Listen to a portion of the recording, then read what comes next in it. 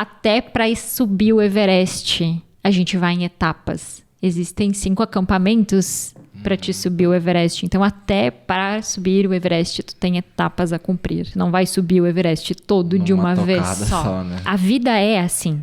E a gente precisa entender que as coisas acontecem step by step. Quando a gente entende essa escadinha, quando a gente entende as curvas do caminho, as coisas começam a ficar um pouquinho mais fluidas, né?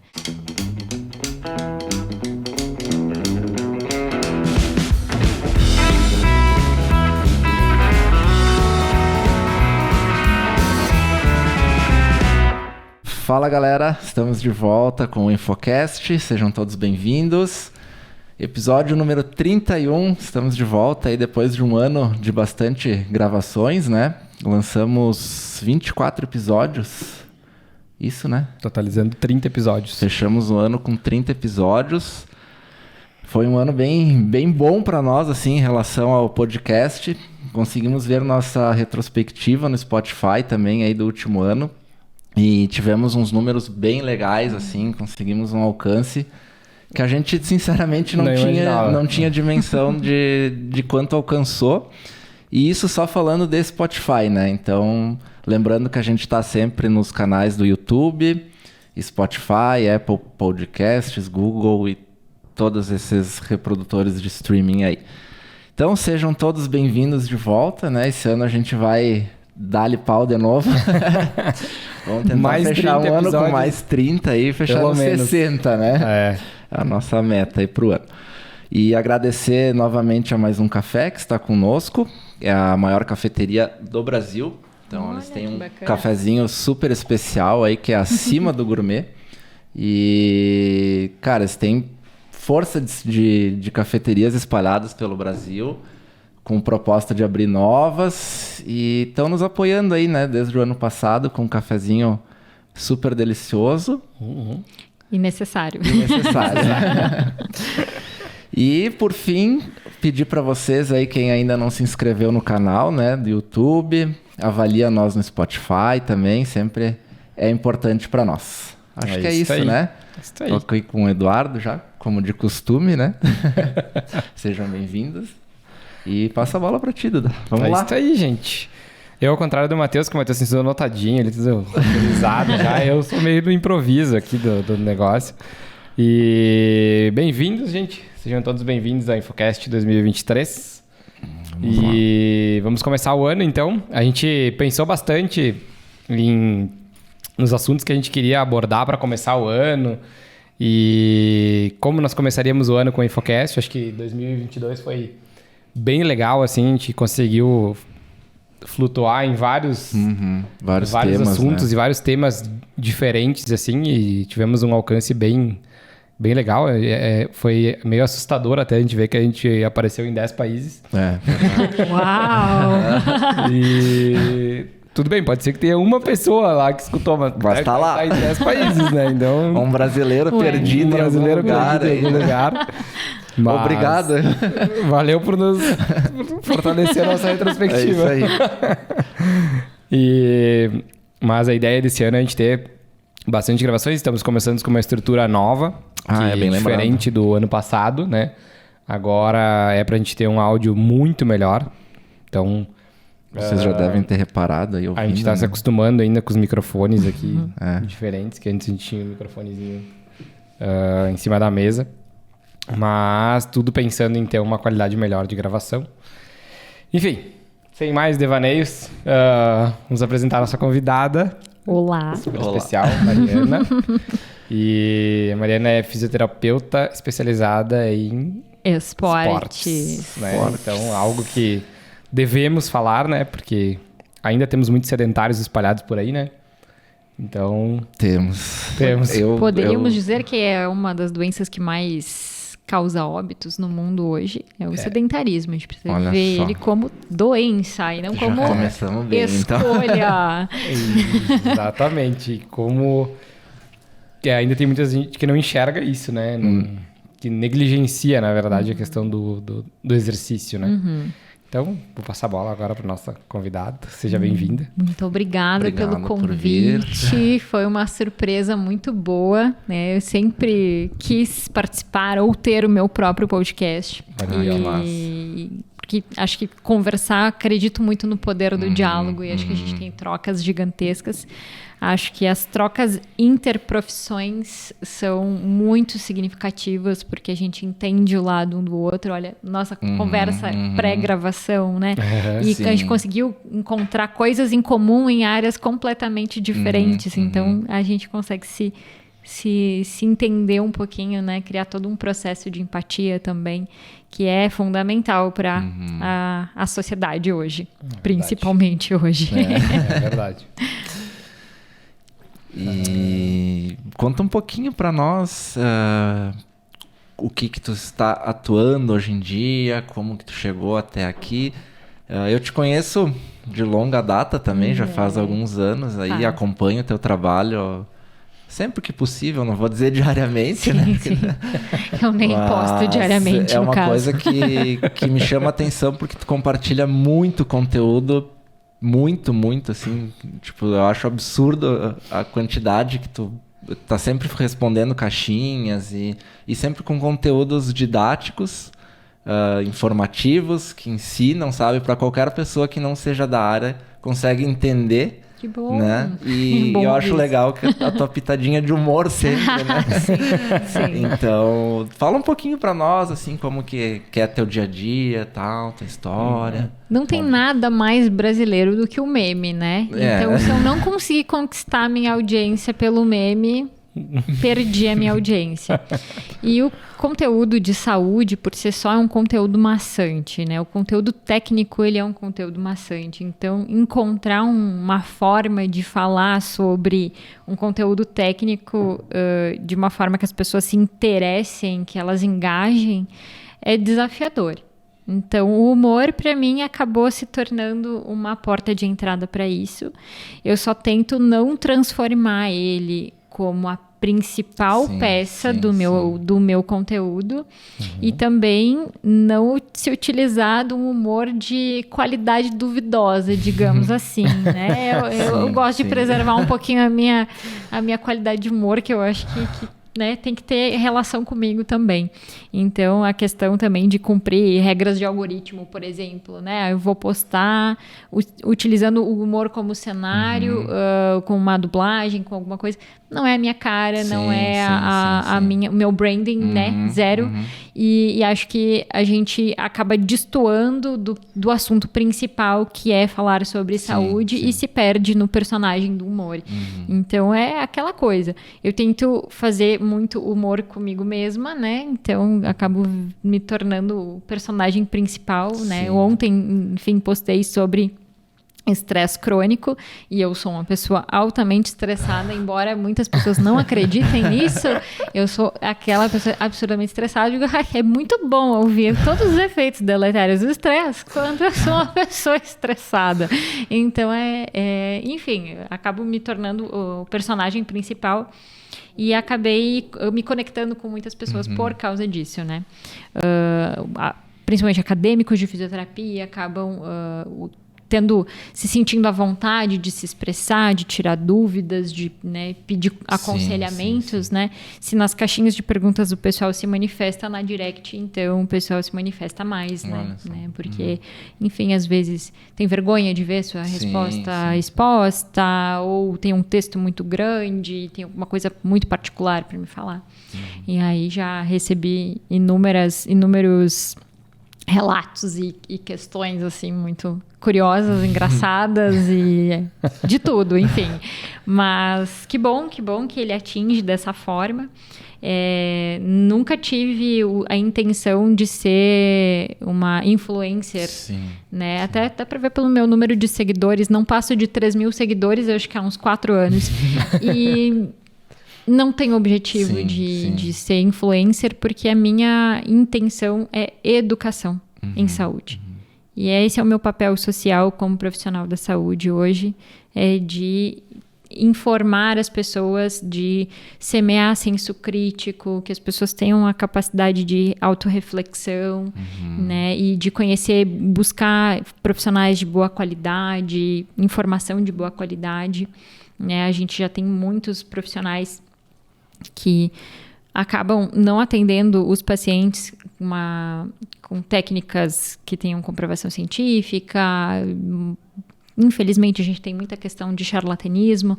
E quanto mais tu educar a população em relação a isso, mais crítica ela fica e a qualidade do atendimento em si acaba melhorando muito. Sim. Então, enfim, né? A saúde é um produto, querendo ou não. Embora ela seja um direito humano constituído, ela acabou se tornando um produto. E a gente precisa ter muita responsabilidade com o produto que a gente está oferecendo, né? Então, acho que é isso. Muito bom, muito bom. Hoje, Mari, a gente estava batendo um papo aqui antes nos bastidores, já, né? Quase saiu um pré-podcast. Espero que tenha gravado.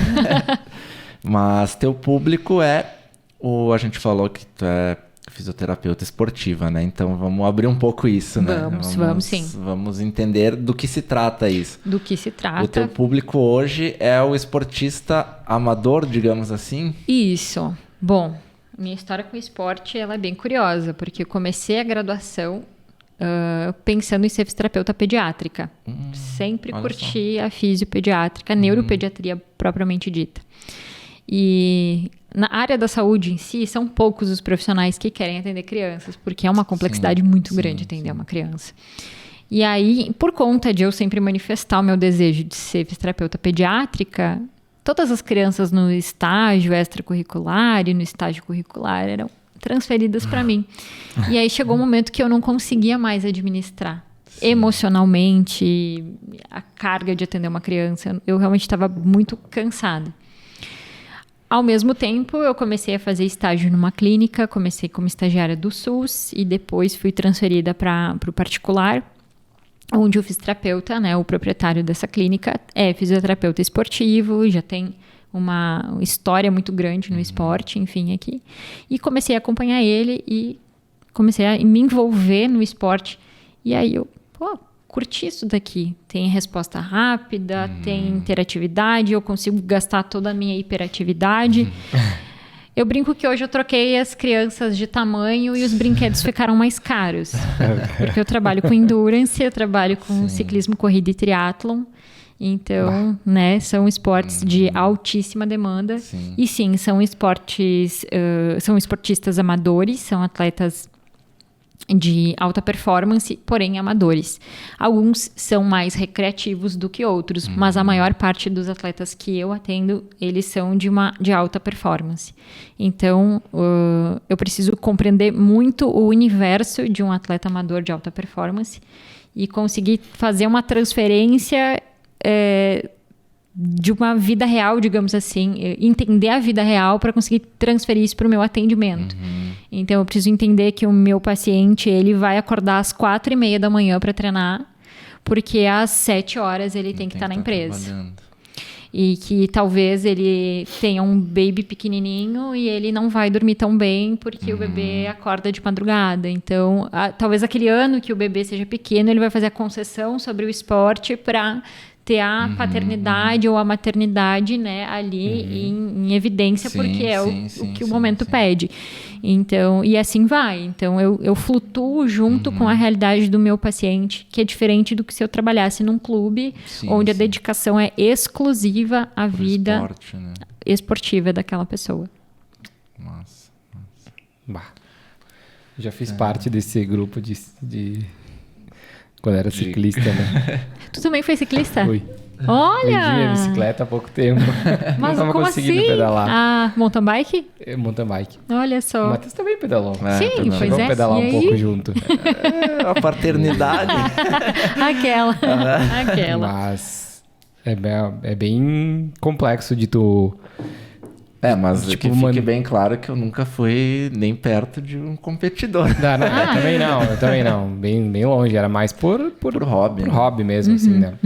Pedalzinho de 30, 40, sim, 50 sim. quilômetros, nada mais que isso. Sim. Mas conciliar a bike, o trabalho, a academia, música, aí vai muita coisa. É que eu sempre fiz muita coisa ao mesmo tempo, né? Aham. Tenho desses Alguma também. das coisas eu tive que...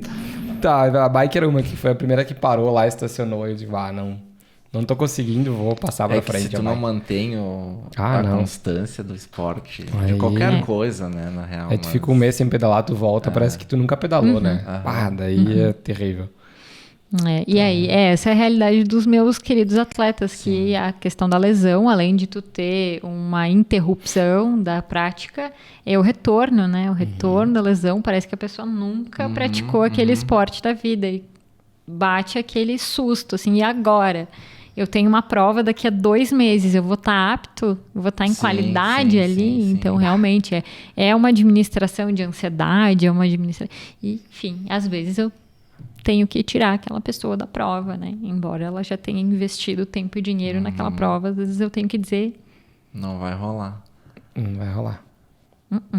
Com a comando Mi, e Mi diz que não. Tá louco. Que massa. E o que eu ia te dizer? Nós tava falando também antes Que massa, né? sobre- Que massa, né? Não vou poder participar, né? Pô, Matheus. Mas o massa é do sentido de tu entender essa realidade e dizer, não vai rolar, né? É pior pra ti, né? Porque daqui a pouco o cara se lesiona, é pior ainda, né? Sim. Embora tenham pessoas que assumam o risco, né? Sim. Eu vou e sim, azar. sim. Daí eu que apague o incêndio depois, né? A físio que lute. Triatlo deve ser uma coisa muito maluca, assim, de... Eu não tenho dimensão de... É. Só pelo que eu já vi, assim. Tu sabe Mas- que eu também achava, até conhecer, eu vou dizer que das 3 modalidades, a que mais não vou dizer me assusta, mas a que mais desgasta é a corrida, né? E dos corredores, os que mais têm demanda física e psicológica são os ultramaratonistas. Então, esses eu apago muito mais incêndio de ultramaratonista do que de triatleta. Porque, embora sejam 3 modalidades, a corrida dos 3 esportes, eu digo por experiência, tá? Porque eu corro e pedalo. É a modalidade que mais desgasta fisicamente. Não menosprezando as outras duas, Claro. né? Mas fisicamente, quem corre e quem pratica triatlon sabe que a corrida é a que mais desgasta. Então, muitas vezes, tu tem o teu período de recuperação ativa pedalando ou nadando. Então, embora tu tenha uma questão de que tu tem que melhorar tempo, melhorar técnica em todos... o fato de tu mudar o estímulo dá um tempinho de sobrevida para o corpo. Agora, o ultramaratonista, por exemplo, eu tenho uma corredora minha que tá treinando, ela fez a Summer 48, vai fazer a TTT 84, vai fazer 100 na ultramaratona Caminho de Caravaggio em maio. Nossa. Loucura. E ela tem rodagens de 5 horas, 5 horas e meia. 5 horas e meia correndo. Sendo que ela já fez um volume semanal, assim, eu brinquei que esse ano eu fechei mais de 500 quilômetros correndo. Coisa pra caramba. Sim, é pra caramba, mas tipo, ela faz 200 quilômetros em um mês. E eu digo, nossa, eu achei que eu tava estourando a boca do balão, né? Corri 500 quilômetros. Ela corre 200 quilômetros em um mês. Então, é um volume físico gigantesco. Então, hoje, eu acho o Ironman uma prova... Posso falar palavrão? Claro. Vai. Do caralho. Eu ainda pretendo, assim, entre 40 e 50 anos, eu quero fazer um Ironman.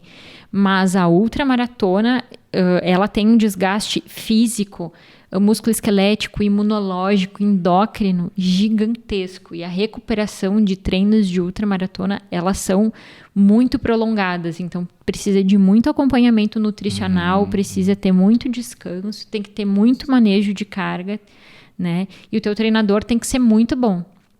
Felizmente, o treinador dessa minha corredora, ele é um cara que é cancheiríssimo na Sim, ultramaratona. sim. Ele sabe o que ele tá fazendo, mas ainda assim, né? O desgaste tá ali. É impossível um ultramaratonista, assim, não ter acompanhamento, assim. Não, tem que não ter. Tem que ter, né? Tem não que tem ter. como, né? Imagina. Tava pensando, Tem que cara, ter. 100 quilômetros, meu. Não, eu tenho 100 quilômetros, mas né? a bicicleta, a não UMCC faço é isso. 217 quilômetros, né? Eles criaram a Deus, modalidade cara. 100 quilômetros para 2023 até. Então, é 217 a original. E ela é uma corrida de montanha, né? Ela é corrida no interior. Ela sai de Caravaggio de Canela até Caravaggio de Farroupilha. Pelo interior de Nova Petrópolis, interior de Gramado, Santa Lúcia. Meu Deus, Então cara. é só plantação de pedra, é uma prova pedreira. Assim, eu acompanhei um ultramaratonista de carro, né, como apoio, e foi um processo bastante traumático, assim. Foi algo que eu olhei e eu digo, gente, é um desgaste físico que eu questionei, assim. Eu digo, gente, eu não sei se eu conseguiria, se eu teria essa força de vontade, se eu teria essa... Cara, imagina como o cara chega no final da... Quanto tempo que ele demora pra fazer tudo isso? No caso, ele não completou. Mas Sim. Mas se completa, mas se tipo- completa 12 horas. O cara mais forte, eu não me lembro quanto, que é o Nilmar Velho, que é o cara, ele é muito forte. E eu acho que ele fez em umas 12 horas, se não me engano. Mas enfim, tu tem até quase 2 dias para fazer a prova. Tu pode fazer caminhando e tudo mais, né? Sim, não precisa ser... Não tem como fazer Não tem correndo como. direto, né? Não tem como. Esse fez. O Nilmar correu full time, assim. E não sei se vocês já pedalaram pelo interior, lá no Belo, na Ponte do Raposo. É isso aqui, né? É isso aqui. É só Sim, pedreira, né? Então é só subida. Ele sobe a Ponte do Raposo e sobe o Belo. Então, e ele fez. Não, foi... É muito desgastante, assim. É Então, surreal Meu Deus. pensar. é surreal. Então, Tu ouve aí o pessoal falar do Belo só assim, ó, assustado, imagina os dois, né? não, é assim, pra mim o Raposo é pior do que o Belo, né, nesse Essa eu sentido. não conheço. É tenso. Curva bem fechada. Nossa. Não então, pra mim, a ultramaratona é a modalidade mais pedreira dos endurance que eu atendo, assim. Acho bem...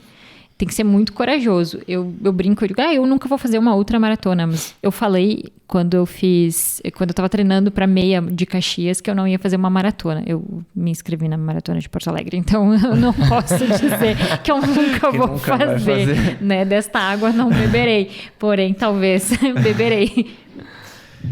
O Lucas é maratonista, né? Ele corre, né? Ele correu na São Silvestre, na de Porto Alegre. A Porto Alegre é 42, né? Cara, já é muita quilometragem. Tu vai fazer? Já fez? Não, eu vou Vai fazer a primeira maratona, vai ser o ano que vem, De 42. 42. O Lucas já fez. O Lucas Lerman, não sei se você conhece ele. Por nome, sim. Ele é fotógrafo também. E ele fez de 42. Que loucura. Tá louco? Cara, não, 42 quilômetros, cara. não me imagino. De bicicleta já é difícil. Mas... E não é. Essa é a questão. Porque, Claro, tem todo, né? sim, quando tu vai levando a preparação, ela é inteligente, ela é uma preparação responsável, tu tem um profissional de educação física que tá ali te orientando a fazer, parece que tu nunca vai conseguir fazer. Quando eu fiz o treino de 18 quilômetros, que foi o último treino longo que eu fiz para correr 21, eu parei assim, eu digo... Eu corri 18 quilômetros, eu nunca imaginei que eu fosse correr 18 quilômetros. E eu tô aqui, eu tô viva, eu tô inteira. Eu ainda vou chegar em casa e botar roupa na máquina. Porque eu sou um ser humano amador também, Sim, né? sim, eu tenho coisas a fazer e amanhã eu tenho que trabalhar. E vida que segue. E eu consegui, é possível. Então, essas pequenas vitórias, assim, a gente vai acrescentando e vendo que é possível. Que o nosso corpo tem capacidade de realizar esses feitos, né? Então, sim, é possível correr uma maratona, tá tudo bem. Ainda mais em Porto Alegre, que é a maratona mais plana do Brasil. Porto Alegre é a maratona mais plana do Brasil, então, e uma temperatura... É frio, né? Mas é uma temperatura melhor do que correr com 30 graus na cabeça, então, tudo certo. Super possível. Sim, verdade. Exige bastante treino, né? Exige bastante treino. Exige bastante treino. E é uma escadinha, né? Você tem que ir indo aos pouquinhos, né? Foi muito engraçado, porque a expressão de vocês foi igual Todo semestre eu dou uma aula de avaliação no esporte na disciplina de fisioterapia esportiva da FSG. E aí os alunos, a turma desse semestre foi sensacional, assim. E aí, conversando, enfim, sobre macro e microciclo de treinamento, né? Que é uma coisa que não faz parte da minha alçada, mas eu preciso entender para conseguir fazer essas trocas, essas transferências para os meus pacientes. Então, é um conhecimento de um profissional de educação física e eu tenho que entender como que ele trabalha. E aí, eu fui mostrando a minha planilha de treinamento que a minha treinadora me passou para meia maratona. Gente, 21 quilômetros. Tem gente que corre 21 quilômetros como treino longo no final de semana. Para mim, eu treinei para aquilo. E os alunos ficaram, como assim? Tu correu 50 quilômetros numa semana? Eu corri 50 quilômetros numa semana, assim. Mais ou menos nesse sentido. E os meus outros pacientes correm muito mais, e muito mais, e muito mais. E aí a expressão de vocês foi igual. Tipo, como assim? O acadêmico de fisioterapia também não tem esse conhecimento, né? Porque é um conhecimento muito específico. Que daí, quando tu vai te encontrar no teu nicho, né, específico de atuação, aí tu vai te inteirando de como que ele funciona e vai trabalhando com aquilo, né? Sim. E isso é legal porque linka com aquilo que a gente falou do 0 ao 100, né? Que tu tinha comentado antes, nos bastidores, né? Que a gente tava falando. Sim. Não adianta tu querer nunca ter feito nada e sair dali pra correr a maratona, né? Sim, não fazer nada e tu querer correr em Porto Alegre. Exatamente. 42 quilômetros. Exatamente, assim. Eu acho que isso é legal também, a gente abordar isso, sabe? Porque Nossa, essa associação tu pode fazer com tanta coisa na vida. Eu tenho, embora o esporte seja o meu maior nicho de trabalho, eu tenho pacientes que não são atletas que eu atendo, né? Eu tenho pacientes domiciliares que são idosos. E eu tenho um paciente que ele, enfim, tem uma doença neurológica e ele teve uma complicação nos últimos 2 meses e que ele perdeu grande parte da mobilidade dele. E aí hoje o meu foco é colocar ele em pé. Ele não consegue mais ficar em pé e nem sentado sem apoio. Então, a gente, né, os passos é conseguir ganhar estas posturas de estabilidade de tronco. E eu brinquei com ele ontem, porque teve um momento que ele estava muito cansado, assim, ele via que ele não conseguia chegar onde ele queria, onde eu tinha pedido para ele. Né? Sim. E aí eu disse para ele, né, seu fulano, até para subir o Everest, a gente vai em etapas. Existem 5 acampamentos para te subir o Everest. Então, até para subir o Everest, tu tem etapas a cumprir. Tu não vai subir o Everest todo de uma vez só. Né? Então, a vida é assim. E a gente precisa entender que as coisas acontecem step by step. Né? Se constroem relações humanas step by step para fazer um fechamento num ciclo específico. Então, quando a gente entende essa escadinha, quando a gente entende as curvas do caminho, as coisas começam a ficar um pouquinho mais fluidas, né? Nem sempre a gente aceita, mas isso também faz parte da falta de fluidez da vida, mas no momento em que tu coloca aquilo ali como, ok, eu tenho isso daqui para fazer nesse momento, eu fiz uma lesão, então eu vou ter que administrar essa lesão, e lá na frente eu vou voltar de uma forma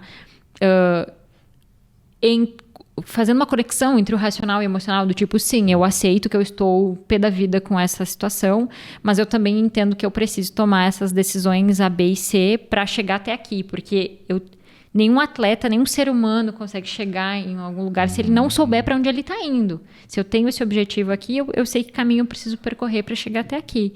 E o esporte imita a vida, a arte imita a vida, tudo imita. Então, é só fazer uma transferência de como tu quer viver a tua vida. Eu acredito, uma coisa que a gente compartilha muito, Matheus, é a questão do estoicismo, né? A gente já tinha comentado alguma coisa. Eu tenho uma postura com os meus pacientes muito estoica, porque se eu abrir muitos braços para muitas interpretações, eu tiro ele um pouquinho desse caminho. Então, eu preciso estar sempre voltando com ele para cá. Beleza, a gente está nessa situação e a gente precisa tomar A, B e C. Eu sei que tu tá triste, quer chorar? Chora. Pode chorar aqui para mim, tá tudo bem, eu vou te acolher. Mas depois tu vai secar as tuas lágrimas e a gente juntos vamos pro próximo passo e pro próximo passo até a gente chegar onde tu tá, onde que tu quer chegar. E assim é a vida, né? Mas usando exemplo assim também, baseado em evidência mesmo, tipo, o quanto o 0 e o 100, eles são problemáticos, digamos assim, mas que tu pode fazer escolhas entre estar no 0 e no 100, né? Tudo é uma escolha. Tu pode escolher ser sedentário desde que tu administre as consequências de ser sedentário. Mas se eu for trazer em dados, agora eu não consigo lembrar os números específicos em percentual. Mas caso de osteoartrite de joelho e quadril, osteoartrite seria o processo degenerativo da articulação. Tu tem um percentual no sedentarismo, que é maior de desenvolver a osteoartrite de joelho e quadril. Tu tem o percentual da alta performance, que então acima de 40 quilômetros semanais de corrida, por exemplo. E no meio, o caminho do meio, o que menos desenvolve a osteoartrite de quadril é correr até 40 quilômetros semanais. Então, as duas pontas te induzem a ter mais risco de lesão. A ponta do não fazer nada é pior, a ponta da alta performance é menos pior e o caminho do meio é o caminho mais saudável. Então, que a gente chama de corredor recreativo, né? Então, o corredor recreativo é o que tem articulação protegida, sistema cardiovascular protegido, sistema endócrino protegido, né? E claro, tu pode escolher também ser alta performance e administrar isso, né? Que aí é o que a gente vê com atletas, enfim, né, profissionais que acabam tendo uma vida útil como esportistas mais curta, né? E muitas vezes com lesões que interrompem a carreira dessa galera, né? Teve uma palestra que eu dei eu e outros profissionais da saúde na Anhanguera. Era uma semana acadêmica da saúde e o tema era esporte. E, enfim, um aluno questionou a Nutri e o profissional de educação física. Eu não entendi o porquê da Nutri, mas ok. Como que acontecia o processo de aposentadoria de um atleta? E aí eles não sabiam responder. E eu, posso falar? Sabe o que aposenta atleta? Lesão. E eu sou advogado do diabo nesse aspecto, porque junto com o médico, a gente tem que dizer pro cara... Não dá mais. Não dá mais, cara. É bem complexo. E aí, tu mexe toda uma estrutura. Quando o atleta é profissional, tu mexeu 100% na estrutura, né? Aí, esse é o senso de realidade que eu tento trazer para o consultório também. Que eu tenho o meu atleta amador de alta performance que acredita que o atleta profissional tem uma vida boaça. Cara, não é boaça. Ele tá longe da família, ele tem uma instabilidade financeira, porque daqui a pouco ele fica sem contrato, e aí como é que é? Claro, né? Se ele tem contratos caríssimos, como um atleta um jogador de futebol, outra realidade. Mas tu tem gente que depende de bolsa atleta para conseguir viver, né? Tu tem ali teve há um tempo atrás o Diego Hipólito, que teve a maior treta do mundo no Pinheiros, acho que era no Pinheiros que estavam atrasando salários, enfim, ele estava com... não me lembro qual que é bem o clube, mas estava com os salários atrasados. Pô, Diego Hipólito, cara, medalhista olímpico. Não tem salário. Cara. Como assim? Então, É que eu acho que a galera tem, talvez, a visão de pintar algo super, né, colorida. O cara é atleta, o cara vive bem, só faz aquilo, né? É um negócio de gourmetizar o atletismo, né? Tipo, o pessoal não sabe o que passa pro bastidor, né? Como é a vida do cara por trás, né? Só enxerga né? Que se olhar o Diego Hipólito, só enxerga as medalhas do cara, né? Pô. Sim. Mas, né? Não. E, enfim, Opa, oi? Realidade, a impressora resolveu vir a vida. A impressora sempre é um meme na internet, né? Impressora sempre é meme. Mas, enfim, tu conhecer o senso de realidade do teu atleta, tu conhecer o senso de realidade do esporte, daquilo que envolve o esporte. Esporte é entretenimento. Muitas categorias esportivas, né, modalidades, são entretenimento, senão a Copa do Mundo não estava passando no YouTube com Cazé. Então, isso é o quanto de dinheiro tem investido ali, o quanto de publicidade tem investido ali, o quanto de pressão tem investido ali. Então, tu entender todo esse contexto, tu sabe melhor como trabalhar, onde te colocar e tudo mais, né? Eu gosto de trabalhar com esporte amador hoje, porque eu gosto de entender a realidade dos pacientes. Seria o mundo ideal trabalhar num clube, seria bacana, porque tem muita aplicabilidade científica que tu pode colocar no atleta, porque ali ele é realmente um modelo gigantesco de muita pesquisa científica. Mas, ao mesmo tempo, tu tem o ônus, né? Tu tem o ônus do contrato, tu tem o ônus da pressão da publicidade, do empresário que tá injetando dinheiro em cima, né? E, enfim. Sim, tem uma série de outros fatores, né? Tudo tem seu ônus e bônus. E a questão é tu mapear de uma forma bem realista, né? Tudo isso.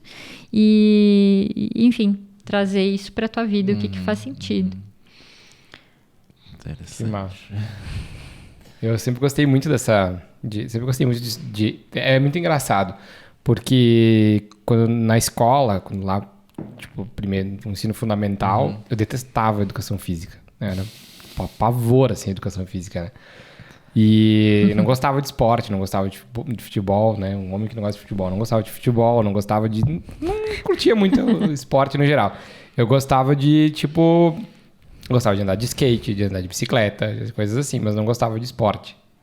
E aí, depois que eu virei a chave... Ela realmente está querendo participar. Mas, enfim, né? Deixa ela lá. Quando eu virei a chave pro negócio do esporte, eu comecei a gostar muito de esporte, né? Num geral, assim. Mas a gente não tem nem noção, às vezes, do que se passa por trás de muitas coisas, de vários aspectos do esporte. Eu comecei a enxergar isso um pouco... Quando eu comecei a vivenciar isso, quando eu comecei a treinar, quando eu comecei a levar mais a sério, comecei a olhar tudo que envolvia, né? A questão da alimentação, da lesão, sabe? Tudo que... E, cara, é um negócio muito amplo, assim, né? Tipo, dos ultramaratonistas eu não tinha nem noção, assim. Nossa, de como era, surreal, assim. Né? Eu imagino como é que é a preparação para esses caras correr tanto assim, sabe? E tudo que envolve, né? E... Enfim, eu acho muito massa toda essa parte, assim. Que o esporte, ele é um caminho sem volta, né? Eu acho. Uma vez que tu começa a praticar e tu pega o gosto pelo... Eu, ao contrário, sempre fui bastante, assim, de várias coisas, sabe? Futebol, natação, basquete... Sempre... Sabe, alternando entre uma coisa e outra, assim, então... eu sou suspeito de dizer, assim, uns 3 anos de natação. De pedalar. Sim. Então... Eu acho também, o esporte acaba se tornando uma cachaça. A gente brinca que é o vício em endorfina, né? Chapadinha de endorfina é o meu bordão. Estou chapadinha de endorfina. É bacana, assim, a corrida me picou de uma forma, assim, gigantesca. Eu gosto de pedalar, mas correr, para mim, é uma coisa muito libertadora. Para mim, é um momento de processo criativo. Eu olho o meu ambiente, o que eu faço se eu corro aqui. É um momento de eu comigo mesma, não preciso me preocupar tanto com o trânsito, por exemplo. Com a bicicleta e tudo mais, verdade, né? Verdade. A bicicleta é mais técnica para mim nesse sentido, então ela me exige um pouco mais de atenção plena, mas a corrida eu consigo flutuar um pouquinho mais nos meus pensamentos, ouvir um podcast que eu amo de paixão e tudo mais. E enfim, né? Mas para mim a corrida sempre foi recreativa, né? Eu não tenho, embora eu tenha feito planilha para correr 21, embora eu esteja melhorando as minhas métricas, eu não pretendo que o esporte seja o maior domínio da minha vida, porque eu vejo que eu tenho outras coisas, eu gosto de outras coisas além de esporte. Eu curto cinema francês, eu curto cozinhar, então assim, a minha vida é maior do que só uma coisa só. Corrida, né? E acho que isso é bem importante a gente entender que sempre se fez aquela associação de que a pessoa que pratica esporte, ela é intelectualmente inferior, né? Sempre aquela coisa de, se puxa ferro é burro, né? Inteligente é o cara que fica lendo. Não, existe espaço para te ser os dois. Existe espaço para tu ser 5. Existe espaço para tudo. E quando tu desassocia a questão do esporte em relação à pressão estética, que era o que a gente estava falando antes, né? A questão de tu sair do zero e tu ir para alta performance, ou tu sair de um corpo que é considerado fora do padrão para um corpo que se adeque a um padrão social bonito, nesse meio caminho, tu pode descobrir que existe muita coisa boa a tu explorar do esporte em si na tua vida, né? Tu entender que, é o que a gente falou antes, movimento é a coisa mais natural. Por que a gente não vai estimular algo tão inato do corpo humano que seja a movimentação, né? E entender que o movimento é a coisa mais fundamental, porque ela te leva para lugares que tu quer, ela te permite se comunicar. Eu fiz um trabalho na UX, na graduação, sobre o paradigma do movimento. Era disciplina de epistemologia. E aí falando sobre o que é movimento. O que é movimento para ti? É uma pergunta? É uma pergunta. Ai.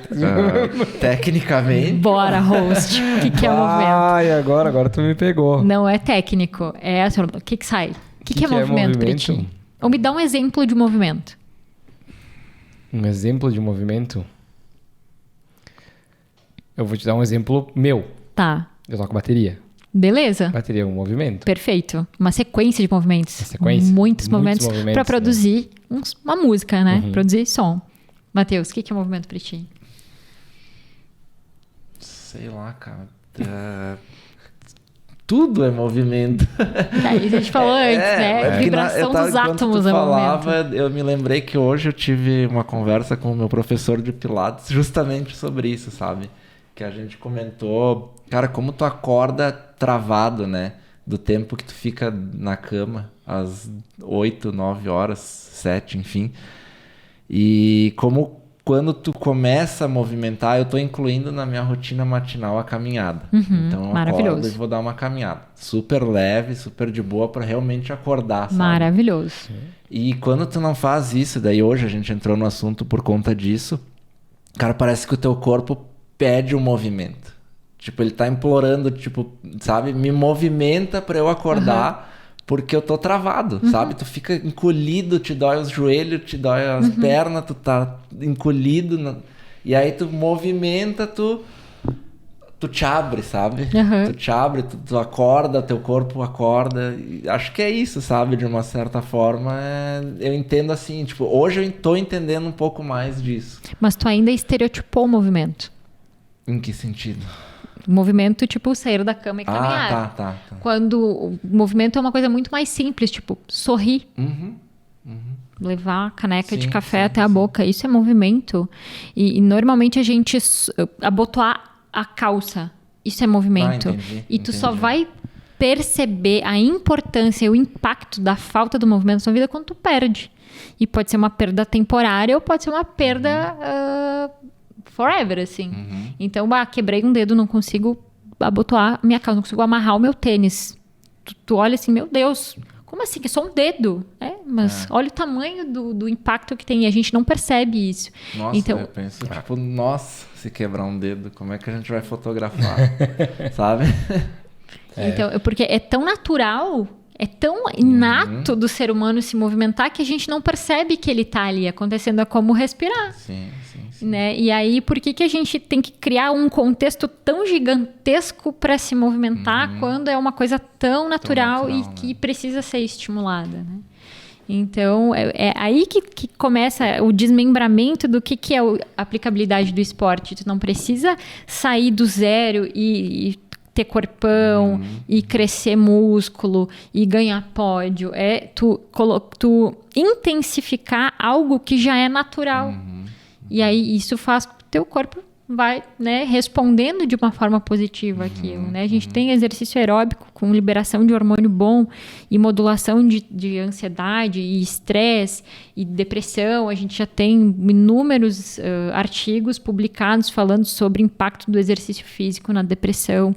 Então, depressão, gente, não tô falando de artrose de joelho, que é a minha realidade de consultório, né? E na saúde cardiovascular, então eu recebi esse paciente que eu estava comentando com vocês antes, 25 anos de lesão de pós-operatório, né, de cirurgia de reconstrução de LCA. É um paciente que tinha uma vida bastante movimentada e, em função do trabalho, ele acabou abrindo mão dessa rotina enfim, começou a ganhar peso, um paciente que tem histórico familiar de doença cardiovascular, e aí ele começou a desenvolver vários problemas cardiovasculares.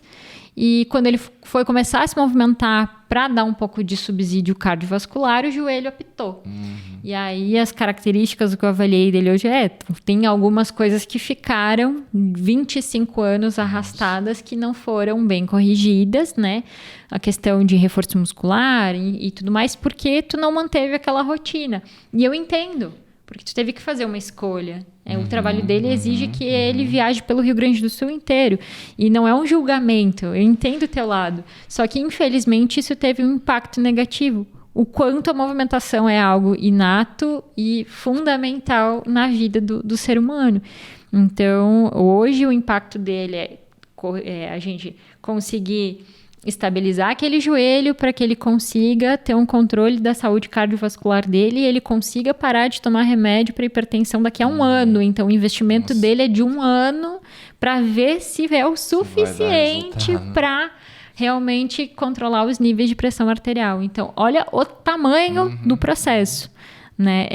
E aí que tá, quando a gente inclui o movimento de uma forma natural, e isso eu sempre falei no Insta no meu Insta profissional, que a movimentação ela acontece de uma forma pequena. É tu estacionar o teu carro 3 quadras longe do teu trabalho, é tu largar o elevador e subir de escada, é tu ir no mercado a pé e voltar carregando compra, sabe? Acho que essas coisas básicas, sabe? Tu brincar com teu filho, tu sentar no chão e brincar com teu filho.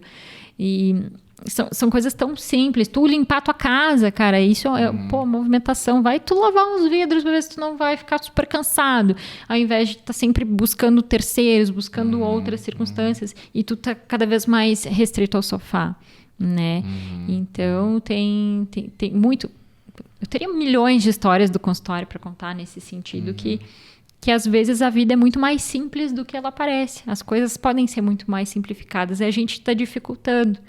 Eu tenho um livro do Foucault que ele tem um capítulo que ele fala sobre medicina social. E desde a época dos gregos se questiona, né, o quanto a gente cria um ambiente de doença para estimular a venda da saúde. E aí eu até criei uma enquete nos meus stories, assim, em 2022, saúde se compra ou saúde se vende? Né? Hoje eu acho que saúde se vende. Hoje a gente cria um contexto doente para vender o serviço. Para vender um remédio. Vai muito longe, né, do que a gente viveu de Covid e tudo, né? Isso é... É que, cara, tem vários fatores aí no meio, né? Tipo, cara, tem todo o mercado farmacêutico, né? Que... né?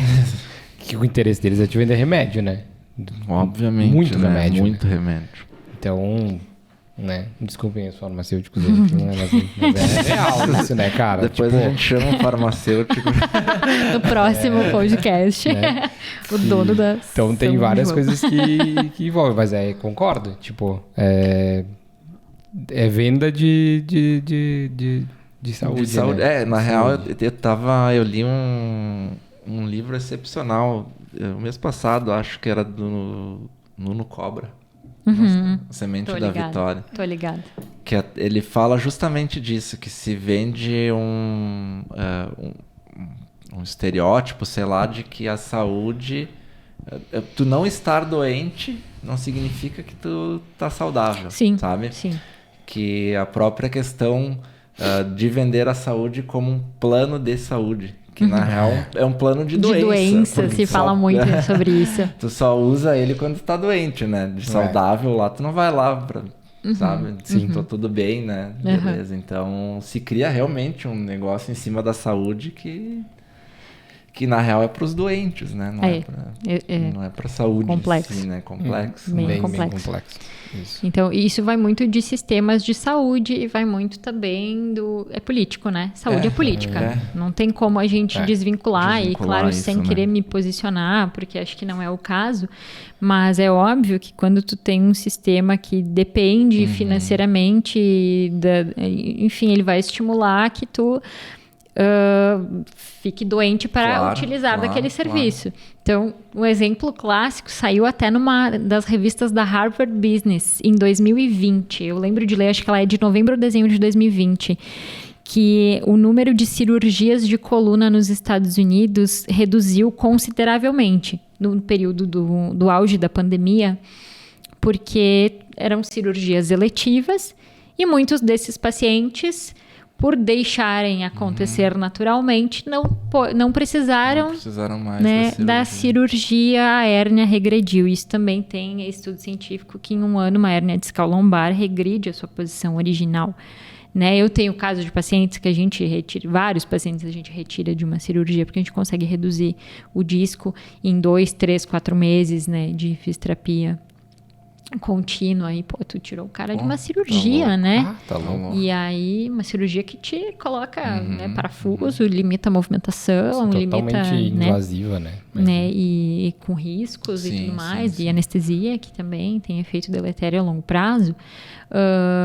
Enfim, a questão é, olha só, né, o impacto financeiro para a economia dos Estados Unidos foi gigante, porque hospitais americanos não ganharam grana porque não operaram essas colunas e não precisaram operar essas colunas no período em que baixou o Covid, porque os pacientes melhoraram. Então, é realmente a forma que o sistema de saúde de determinada localidade lida com aquilo. Para mim, o sistema de saúde australiano é o mais a fuder, assim, de todos. Que é um sistema de medicina preventiva, né? Que hoje a medicina preventiva, ela deveria ser incluída na atenção primária à saúde em qualquer localidade do planeta, né? Então, isso o Brasil está muito à frente de muitos países nesse aspecto. A gente tem muitas métricas boas de medicina preventiva, né? Eu tenho uma amiga que está morando na Alemanha e ela foi fazer exames de rotina, né? Exame ginecológico de rotina, e aí o médico disse, mas tu tá sentindo alguma coisa? Não, eu vim fazer exame de rotina para saber se eu tô bem. Não precisa. E vai embora. Pô, né? Ela, poxa, mas daqui a pouco eu tô aqui com colesterol alto, mudei a alimentação, e aí eu só vou descobrir quando eu tiver uma arteriosclerose, né? Aí é ruim, né? E aí, enfim, no Brasil a gente já tem um pouquinho mais de implementação da medicina preventiva, embora muito trabalho precisa ser feito ainda, né? E o exercício físico entra, né, na categoria da medicina preventiva. Hoje a gente fala muito para os pacientes entenderem o exercício físico como escovar os dentes. Né? Então, colocar na tua rotina como se tu estivesse escovando o dente. E uma caminhada é o suficiente. 150 minutos de caminhada semanal já vai ter um impacto cardiovascular gigantesco. Né? Bom, enfim, tem estudos que falam sobre o percentual de doenças cardiovasculares aumentar por passar muito tempo sentado, na mesma posição. Então, se houve por um momento, né, a premissa de que o sentar era o novo fumar, né? Depois viram que também não é por aí, mas que existe um efeito significativo na saúde cardiovascular, né? A questão do movimento. Tu vê que eu trabalho com fisioterapia ortopédica, né? Nem é o meu foco, o coração nem é o meu foco, embora eu tenha que entender ele para entender o processo do exercício de endurance, né? O esporte de endurance, que é o que eu atendo. Mas, né, é o primeiro impacto ali, enfim, a questão da saúde cardiovascular e metabólica, né? Então, é bem importante a gente considerar o exercício sem pressão estética, sem pressão de performance, e entender que ele é uma coisa natural e necessária para a manutenção da vida, de uma vida de qualidade, né? Sim. E é legal que eu tinha linkado aqui, tu tinha falado lá no início do sedentarismo, né? Que é o que mais causa mortes óbitos hoje em dia, né? E a pessoa que é sedentária, tu sair do sedentarismo para começar a praticar uma atividade, tô falando agora de achismo meu, tá? E talvez por experiência também. Opa! Revelações. Eu acho que o cérebro e a mente, ela te boicota muito, né? No sentido de tu começar a praticar alguma coisa, tu sentir dor, o desconforto natural que te causa o exercício físico, e para te desistir é muito fácil, né? É muito fácil tu voltar pro estágio de sedentário. Então isso te gera um conflito interno absurdo entre mas tá me doendo, eu vou ir mesmo assim, eu quero. Isso é o que tu mais escuta, né? Tipo, o pessoal começa a academia e mas eu não ou gosto até o de próprio fazer correr, isso, caminhar, né? E, cara, e daí tem o lance que eu acho que pra mim uma das coisas mais legais do esporte é a questão da disciplina, né? De tu conseguir se disciplinar. Cara, vou fazer isso aqui toda semana, tenho esse dia aqui pra fazer. Tipo, eu só consegui manter a constância na academia quando eu coloquei isso como um compromisso. Tipo, cara, tenho um compromisso com isso. Tu torna um hábito, sabe? assim como escovar os dentes, né? Exatamente. Como tu não coloca como um hábito, cara, tu não faz. Tu fica procrastinando e aí não vai, e aí tu vai lá, faz 2 dias na academia, aí fica mega dolorido, aí abandona, fica uma semana sem ir, aí tu volta no dia seguinte, faz mais um. E aí tu fica naquele ciclo que não engrena, sabe? Não vai, não dá tempo pro teu corpo pra te se beneficiar do negócio, né? Talvez o que falte, e aí é uma coisa que eu tento me comprometer a fazer isso com o meu Instagram, é a questão das pessoas entenderem o porquê que isso acontece. Por que eu tenho dor depois de fazer um exercício de alta intensidade? Né? Então, tu gera um estresse sobre os tecidos, esse estresse gera uma microlesão, essa microlesão é um processo inflamatório, então tu tem liberação de catecolaminas, enfim, porque o que o teu músculo acontece? Ele precisa de mais fibras musculares para absorver aquela energia que tu impôs, né? Aquela energia de sobrecarga, para ele devolver, né, com outro propósito de energia mecânica, e sim, uma força de reação de energia mecânica, e adaptar aqueles tecidos. Então, tu gerou uma microlesão natural, doeu, né, CPK, ácido lático, enfim, né, bioquímica pura, leva 48 horas, é o pico mais doloroso, 72 horas baixou, e ele já começou a se reorganizar nesse sentido. Então, tu tem uma lesão, tu tem uma reorganização daquele tecido, e aí, a partir disso, tu começa a ganhar mais fibras musculares, tu começa a ficar mais forte, tu começa a aumentar a carga. Então, claro, que toda vez que tu recomeçar esse processo, troca de treino, aumento de carga, tu vai sentir o impacto daquilo, porque teu corpo estava condicionado até determinado momento em que tu colocou ele naquela situação, tu passou um pouquinho daquele limiar, tu vai ter que lidar com aquilo. Se tu passar do limiar um pouquinho além, aí a gente entrou na zona da lesão. Que daí tu tem o gráfico de capacidade de demanda. Se teu corpo tem uma capacidade física, tu impôs uma demanda um pouco elevada, ele vai correr atrás do prejuízo e se adaptar. Mas se tu tem uma baixa adaptabilidade ou tu impor uma sobrecarga muito alta, aí tu tem a zona da lesão. Aí volta, estaca zero, todo mundo retorna, né? Então, por isso que o ganho progressivo, escalar o Everest é acampamento por acampamento até chegar no cume da montanha. Então, sim, step by step, step by step, step by step. Pra ti, e às vezes tu vai passar um pouquinho da dose, às vezes o teu corpo não vai se adaptar, por inúmeros motivos. Sono ruim, estresse crônico, desidratação, nutrição pobre, ansiedade, milhões de coisas que manter todas elas em equilíbrio, equilibrar os pratinhos, né? Aqui não é uma tarefa fácil, né? Tu, não é só a tua existência no mundo, né? Tu tem outras coisas. E a questão é ver a lesão, que ela é uma coisa ruim, mas é uma coisa que acontece. Por isso que eu falei do estoicismo. Sim, aconteceu. Sim. O que a gente precisa fazer para administrar ela e te colocar de volta no trilho, né? No prumo. Tá, então é isso aqui, isso aqui, isso aqui. Beleza, então é isso aqui que a gente vai fazer. Né? Agora, o quanto, né? Tu tá aqui no prumo, aconteceu a lesão que te bloqueou de chegar até aqui. E o quanto de instabilidade nesse caminho, que aí envolve a tua capacidade de administrar problemas, gerenciamento de crise, a tua autoeficácia de conseguir, o que eu preciso fazer, a minha tomada de decisão sobre o meu próprio estado, aí é uma questão muito da psicologia, e aí haja terapia para todo mundo, né? Mas o gerenciamento de crise, ele precisa acontecer, porque a gente tem essa...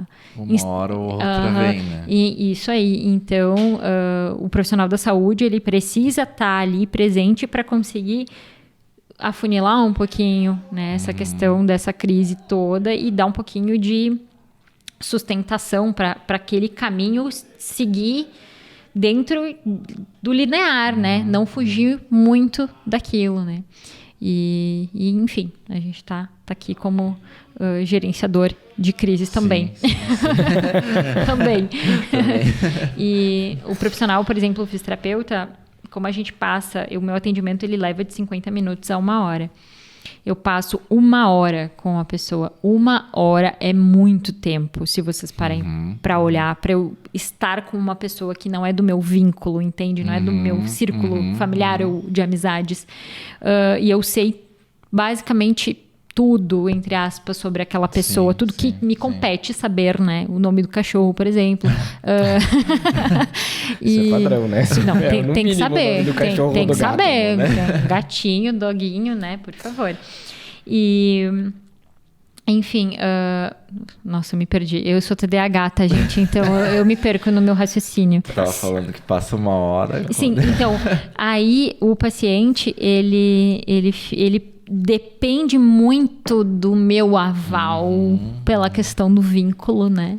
Então, se eu dizer para ele que ele precisa ir por aqui, ele confiar no meu trabalho, se ele tiver uma relação, um vínculo terapeuta-paciente bom, ele vai seguindo o fluxo que eu vou direcionando ele, né? O que torna a recuperação, por consequência, mais fácil. Não, mas mais rápida, talvez. Sim. A questão do vínculo de confiança é tudo, né?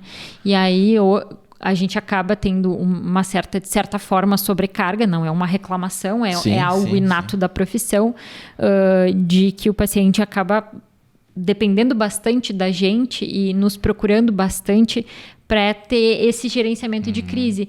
Porque num mundo, isso a minha psicóloga falou, que talvez isso seja um problema social nos próximos anos, onde tem excesso de informação, muitas pessoas falando muitas coisas. Que já é, na real. Né? Que já e isso vai ser um problema social, de fato, as pessoas não sabem para onde ir. Porque Principalmente porque... Desculpa, te cortei. Não, pode. Principalmente porque o excesso de informação, às vezes, vem... tu viu a informação da influenciadora lá que tem 1 milhão de seguidores. Ela tá falando a verdade. E às vezes traz isso como uma verdade. Traz isso como uma verdade, mas muitas vezes não é. E aí tu pega aquela informação errada, né? Ainda mais carrega com ela a pra ti, necessidade né? que se criou hoje de gerar conteúdo, né? É. Tem que gerar produção conteúdo. de conteúdo, né? Tem que, de alguma forma ou de outra, tu tem que cagar a regra ali no Instagram, Exatamente. sabe? O que tu vai falar, foda-se, Exatamente. Né? Tem que estar falando alguma coisa. Toda semana tá postando alguma coisa, mesmo que seja uma asneira, né? Que seja o gume pra crescer cabelo. Tipo, é uma bala de goma, gente. Uma bala de goma, gente. Não consumam, não vai crescer o cabelo. Não vai. Tem coisas que são, assim... E isso ainda, assim, como é que eu vou te dizer? É um mal-estar financeiro, digamos assim, que vai fazer a pessoa desprender 100 pila num potinho de bala de goma e não... Que não vai dar resultado. Que não vai dar resultado. Que pode ser que tenha algum impacto negativo por, enfim, alguma substância tá ali. Mas tu tem outras coisas que são grandiosas, né? Dopagem, por exemplo, né? Que agora a gente tem uns profissionais que, né, famosos na internet, profissionais da saúde que usam bomba. Uns iogurtezinhos. Muitos, digamos assim. Que usam bomba. E aí a galera começa a injetar enlouquecidamente nos banheiros das academias. Bomba, cara. Isso é um problema gravíssimo. Gravíssimo, o chip da beleza.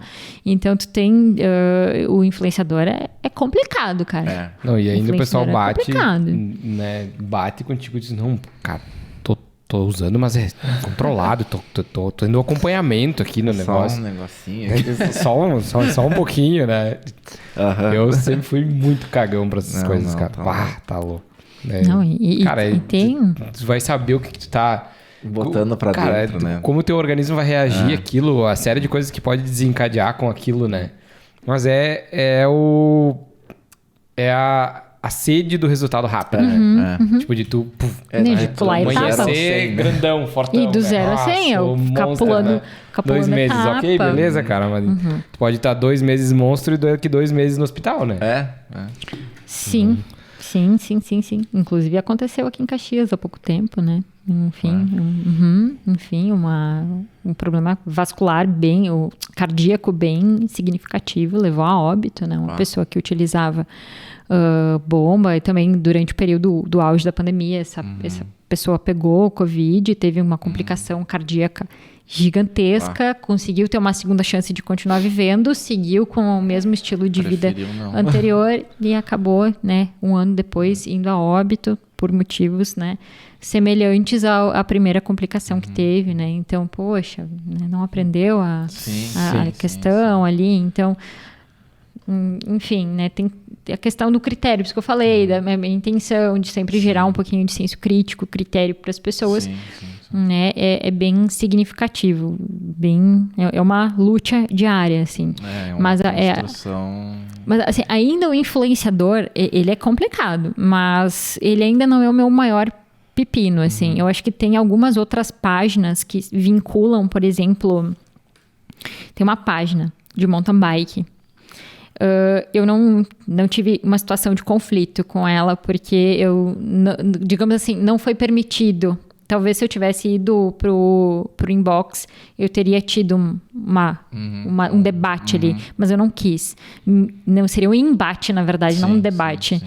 Porque é uma página de mountain bike que postou um vídeo. Ai, eu não me lembro qual era o ciclista agora, não era o Vanderpool. Ai, não me lembro qual era o ciclista. Treinando numa chuva de pedra, com um carro de apoio do lado, filmando ele.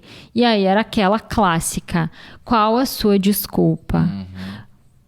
Qual a minha desculpa? Eu tenho trabalho, eu não tenho um médico cardiologista no carro de apoio caso me dê um piripaque, eu não tenho como chegar em casa e dormir 5 horas para descansar entre o treino e outro para reparar.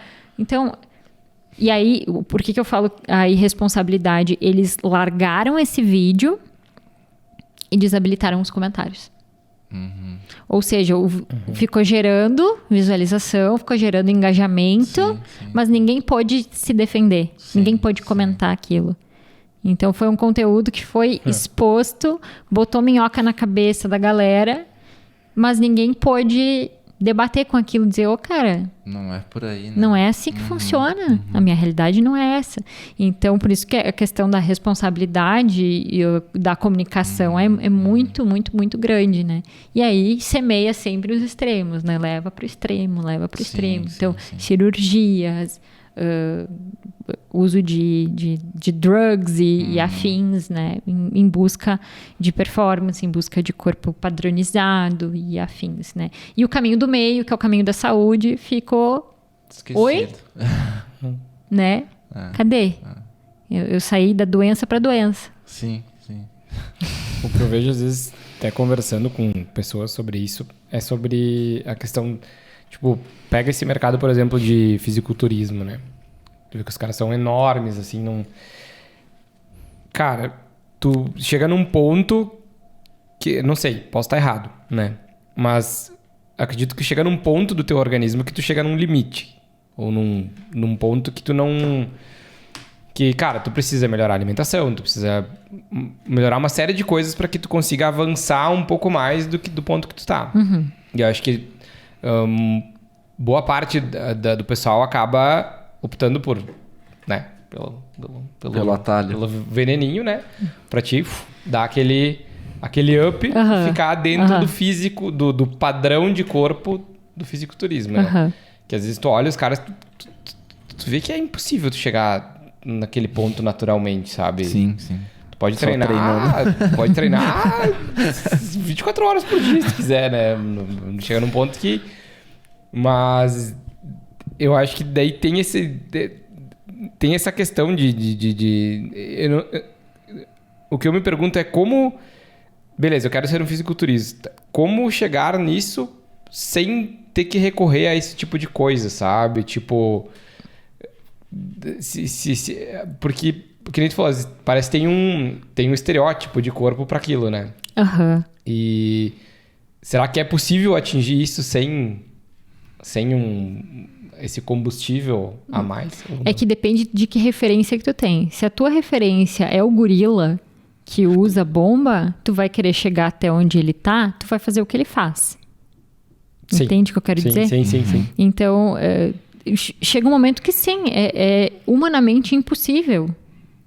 E os corpos... Eu tenho atendido uma galera do levantamento de peso, uma galera da musculação. A musculação, pra mim, hoje é um esporte, tá?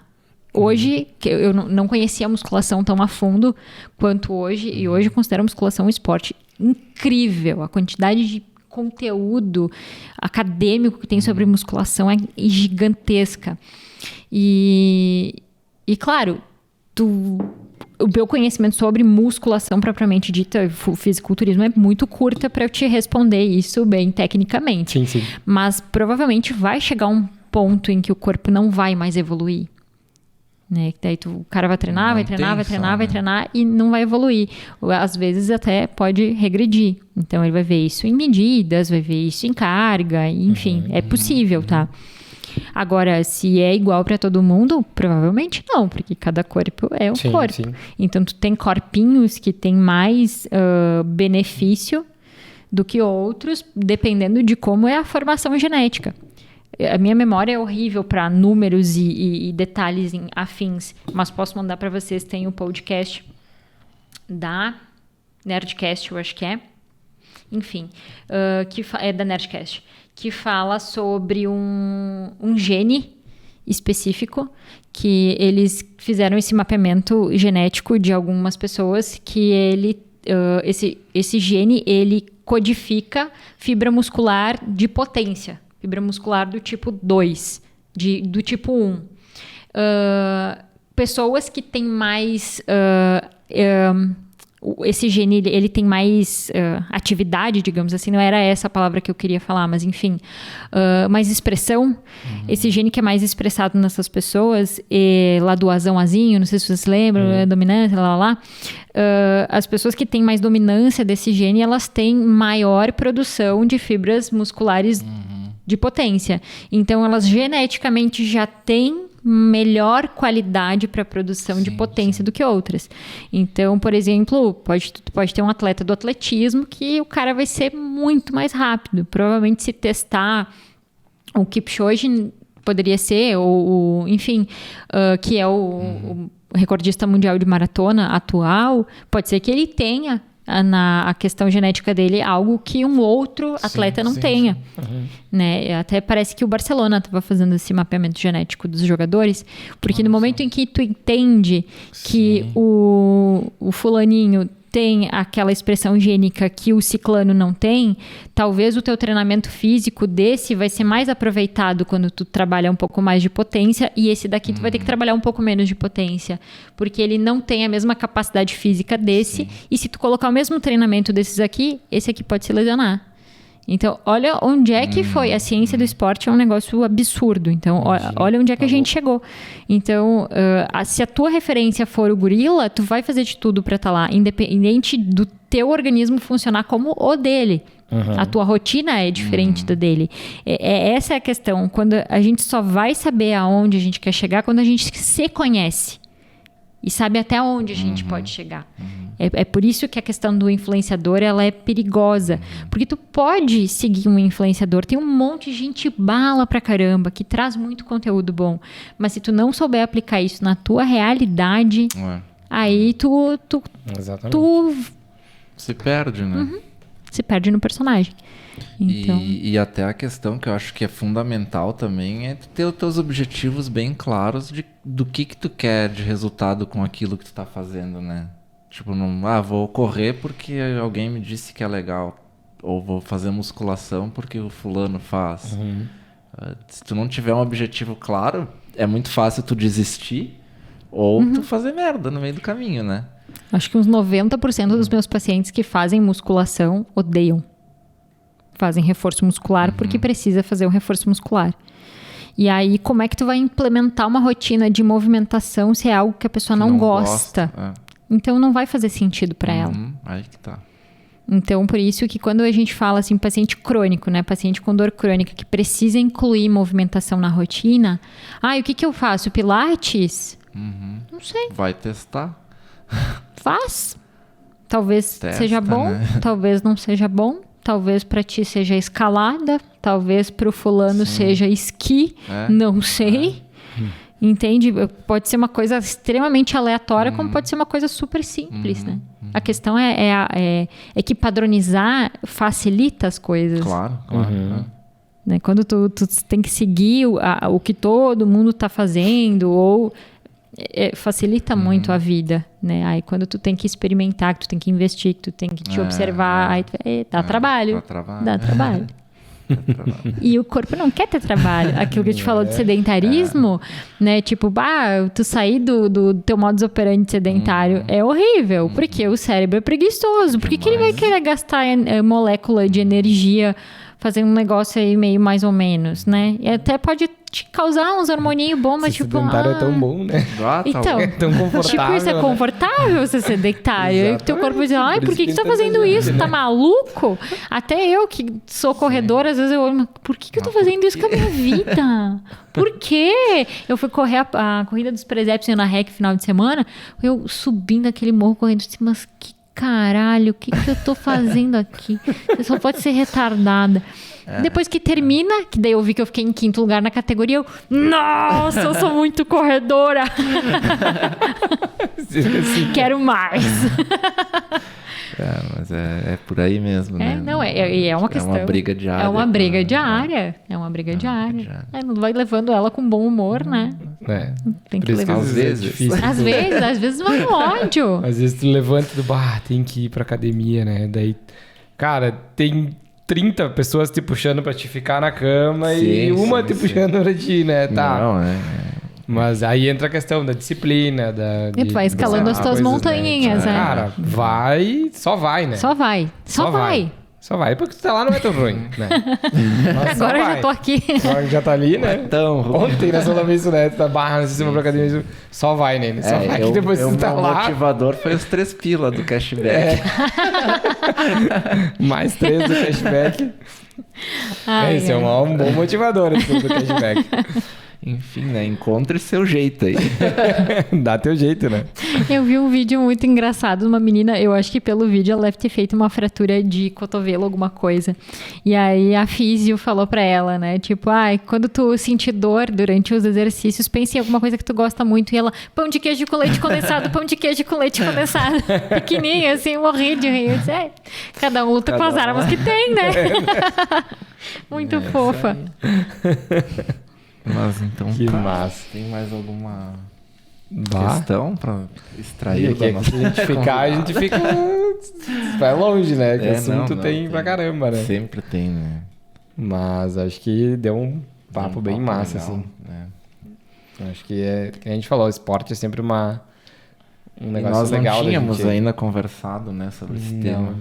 Eu stalkeei vocês no YouTube, tô seguindo, né? Me inscrevi. Isso aí. E aí eu fui olhando assim, gente, fala sobre branding, fala sobre finanças, falou sobre contabilidade. E eu, meu Deus, o que eu vou falar? O que eu vou contribuir? Porque foge bastante do que... Sim. Mas a proposta é essa mesmo, a gente ir surfando em vários assuntos aí. Mas ao mesmo tempo não é diferente. É aquela aplicabilidade que a gente falou do começo, assim. Sim, poxa, eu tenho uma paciente que ela trabalha na XP. Olha só, ela disse assim, que investimento é psicologia pura. Se tu não tem emocional para lidar com uma renda variável, tu não vai aplicar o teu dinheiro numa renda variável. Se tu não consegue lidar com a alta performance, tu vai ficar no caminho mais seguro, equilibrado do meio, do tesouro direto, do CDI. Então, de certa forma, tudo se repete. Né? É isso aí. No fim, a psicologia explica tudo, né? Ou quase eu tudo. Tenho cogitado fazer faculdade de psicologia. Eu também. Voltar para graduação, mas fazer não para psico. atuar, mas por um desejo próprio meu. Minha irmã bacana. tá fazendo psicologia depois de que explica muita coisa, né? O comportamento humano é foda demais. Tudo, né? Tudo. Massa. É tudo, comportamento. É outra cachaça, né? Nossa cabeça é outra cachaça estudar comportamento humano, né? Mas enfim. É que é aquela coisa, tá todo mundo do seu jeito buscando sentido. E que ao mesmo tempo buscar sentido é um negócio tão universal, porque tá todo mundo tentando achar o seu, ela é extremamente individual, porque cada um tem o seu. Sim. Então, de certa forma, tudo é a busca por aquilo que faz sentido para ti. E essa é a questão, quando tu só focar no teu autoconhecimento para saber até onde tu quer chegar. E aí tu aplica isso no investimento financeiro, na atividade física, enfim, né? No que a tua marca vai passar para o mundo, o que tu quer transferir de informação para o mundo, no que tu quer de um relacionamento afetivo, e assim vai. É verdade. Haja autoconhecimento. Autoconhecimento é outra cachaça, né? É um caminho sem volta. É um caminho né? sem volta, né? Mas beleza, acho que é isso, né? Por hora. Acho que sim. Espero que vocês tenham gostado. Gostem. E aproveita para deixar o jabazinho aqui. Falar um pouquinho onde o pessoal te encontra. Sim, eu atendo em Caxias do Sul, atendo online também, atendo pacientes de outras cidades do Rio Grande do Sul, agora tem em Santa Catarina. Meu Instagram é o @fisiomarianamosquen, Mosquen com CH. E lá vocês vão ver informações de vários gêneros, enfim, tento trazer saúde como um todo. Saúde de movimento, obviamente, é o coração, porque é a minha profissão. Mas tentando falar sobre saúde no geral, porque não tem como desassociar. E eu atendo na 3 de maio, no bairro de Lourdes. Em frente ao Mac, Em frente a Que Deliz. Não é Que mais Deliz Mac, me né? patrocina. Tem o Mac do lado. Também, né? Oi, Que Deliz. E, enfim, trabalho então, sou formada há 7 anos. Sou especialista em biomecânica, então aquilo que a gente estava falando antes sobre o que é o movimento certo, né? Quando a gente não existe padrões biomecânicos, modelos que não sejam modelos matemáticos, mas modelos matemáticos não se aplicam à biologia de uma forma exata, né? A biologia, 2 mais 2 pode ser 35.